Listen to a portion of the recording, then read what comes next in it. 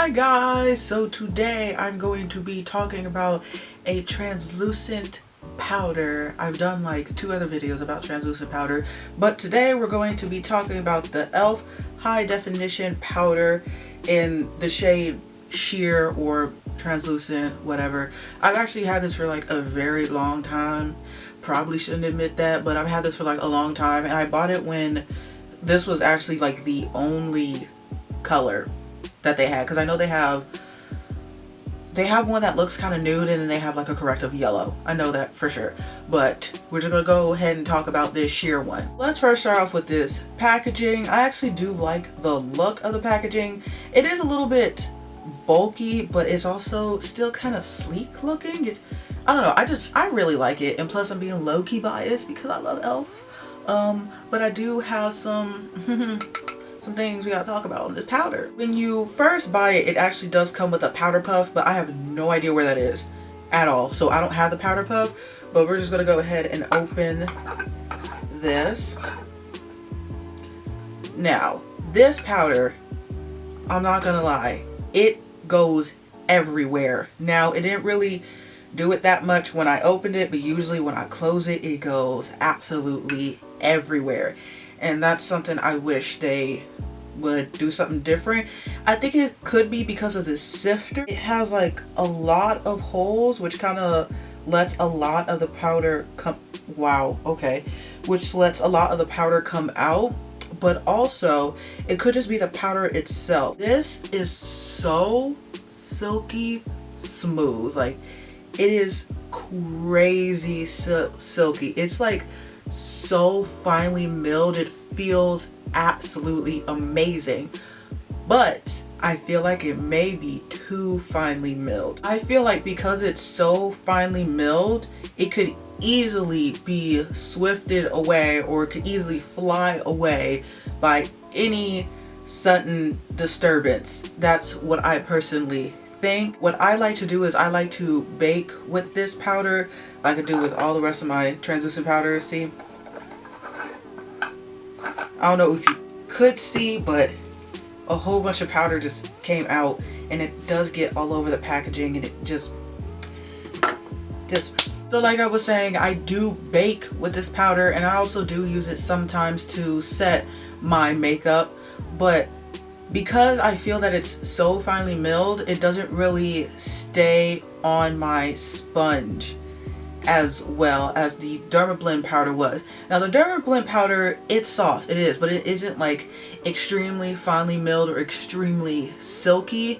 And I feel like since the powder may have some grip to it, if that makes any sense, I feel like because of that, it could stay on my sponge, and I'm able to actually put on the product and not have to keep dipping into the powder to get more product. With the E.L.F powder, you have to dip your sponge into it quite a bit in order for you to get that, you know, really secured bakedness. Is that what it's called? What is it called? I'm calling it bakedness. And when you feel like you have enough on, it just looks really patchy. To me personally, it just looks like really patchy. I would have done a demonstration today with this powder, but this is actually the end of the night, and I already did my makeup, and I like came home a couple of hours ago, and I didn't have time to do this, the beginning part of it. So I mean, this is what I got, but just bear with me here. The good thing about it being so finely milled is that when I had to take the bake off, it wasn't a problem at all, because it easily whisked away. It just flew away so easily, but it doesn't feel as super smooth, you know, which is kind of weird, because you would think it feels so silky smooth. Like when you touch it with your fingers, you would think that's how your under eyes would feel. I mean, my under eyes, they feel, you know, they feel soft. But I put it all in a triangle, and usually that whole area feels nice and silky, and it does not. It's mostly just right here that feels silky, and over here feels okay? With the Dermablend powder, it feels nice and soft wherever I put it at. Also, like I said, I do set my face with it sometimes. I don't use this powder a lot, to be honest, but when I do use it, I do, you know, try to set my face or whatever, or sometimes if I'm in a rush, I'm just like, whatever. I am gonna say this does have flashback. It has pretty bad flashback. I will probably put the picture over here if I can, or like over my face. I don't know, but it does have pretty bad flashback. Now, if you didn't know, I have oily skin, and usually I want my powders to be able to keep me matte as long as possible. So today what I did, I put on my Becca Ever Matte Poreless. I still don't remember the name of that primer, but I put on a very super mattifying primer just so I could let the powder kind of like catch whatever little, like very little oils that might seek through, because I know with my Dermablend powder it does an amazing job with doing that, but with this powder I'm not 100% sure. Me in person, I feel like I look okay. It's just my nose is a little bit shiny, but I'm gonna go ahead with some oil blotting sheets. These are from E.L.F.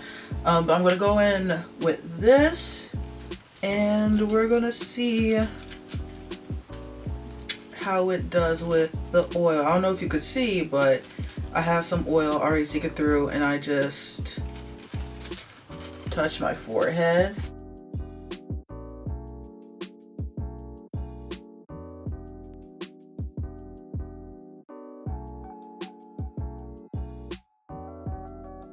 So that is all the oil that I had on my face. Now, I've had this makeup on since like 3, I believe, and it is about to hit midnight. So actually that amount of oil isn't that bad, to be honest, for me.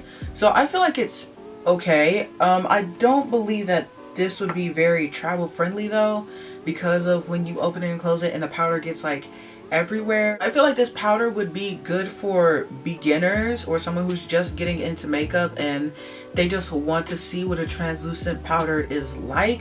I feel like this would be pretty great because this is only like $6, I believe, and you could probably get it for 50% off when they do site-wide or something on Black Friday or whatever, but they do site-wide pretty often, and I think this is eligible for 50% off. This would be great for someone who is starting and just wants to know what's the hype about translucent powders and whatnot. So do I recommend this powder? Like I said, mostly for beginners. People who are more experienced with makeup, I probably wouldn't recommend this powder because of the hassle, because it flies all over the place, and the amount of times you have to like pack it on to your face to really get it on to bake, and then the flashback, to be honest, like the flashback doesn't bother me as much if I know that I'm going somewhere where I'm not going to be around like, you know, flash photography at all, because right now I look okay because these lights are not flashing, of course, but in flash photography it would probably look very, very bad. Don't use this if you know there's gonna be flash photography. So I mean, like, use it in the day when you're just gonna live your life some. I don't know, use it at work, use it at school, blah blah blah blah. So I hope you guys enjoyed that video. If you did, please give it a thumbs up. Also comment down below if you have used this translucent powder before. Have you used any of the other colors? Do you like it? Do you not like it? Tell me why for either in the comments down below. You can also check out all my social media links down below, and if you haven't subscribed already, please do, because we're trying to get this channel up to 500 subscribers by the end of the year, and I think it would be pretty cool if we can make that happen. Okay, I'm gonna go now. Bye.